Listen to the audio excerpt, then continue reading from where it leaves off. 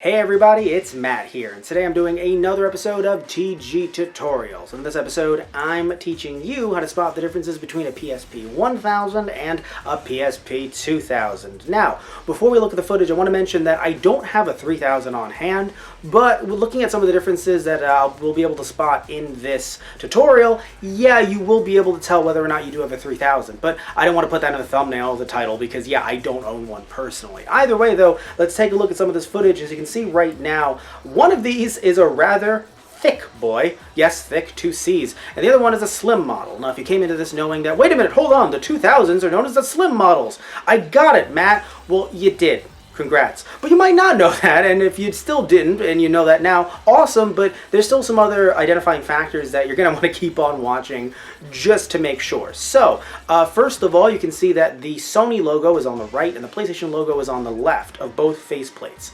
This matters because the 3000 actually has those reversed, so do remember that as well. Also, turning the PlayStation portables, the PSPs, around, you're going to notice there's a large silver ring.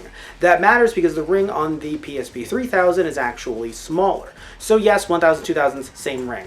Also, you're going to see that there's actually a plug right there, and that's actually, you might be thinking, oh, that's for the PSP official, the Sony official component cables, right? Not exactly. So one way to tell that there is a major difference between the PSP 1000 and 2000 is that the 2000s actually are able to output to televisions using component cables. I believe also through third-party HDMIs as well, and I believe there are actually first-party AV cables as well. At least there were at the time.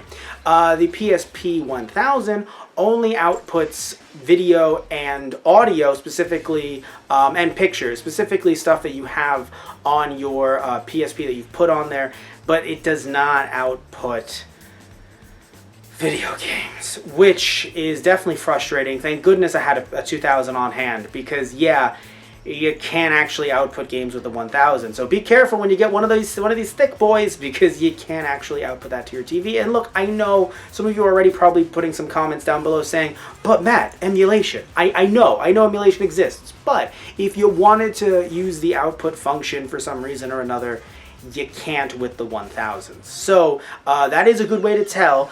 But the best way to tell whether or not one is a 1000, 2000, or 3000 is by opening up the battery pack in the back. Well, you can tell this one's a little janky. Taking out the battery, and then you notice right there, it tells you whether or not it's a 1000 or a 2000.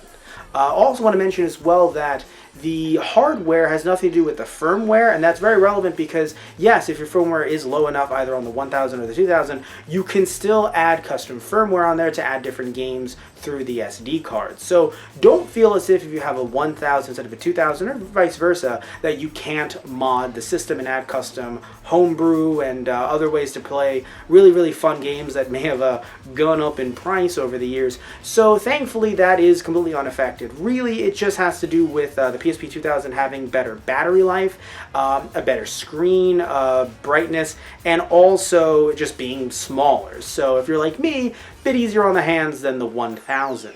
And of course, if for some reason or another, if you're, kind of like me and you want to see how TV output actually looks and, the official component cables and third-party alternatives and all that wacky stuff, then yes, the 2000 and 3000 is your best bet.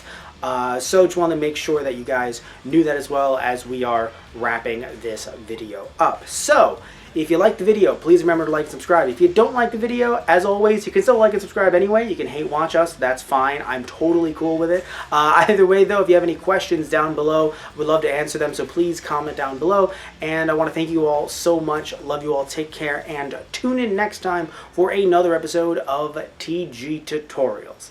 All right, everybody. So, see ya.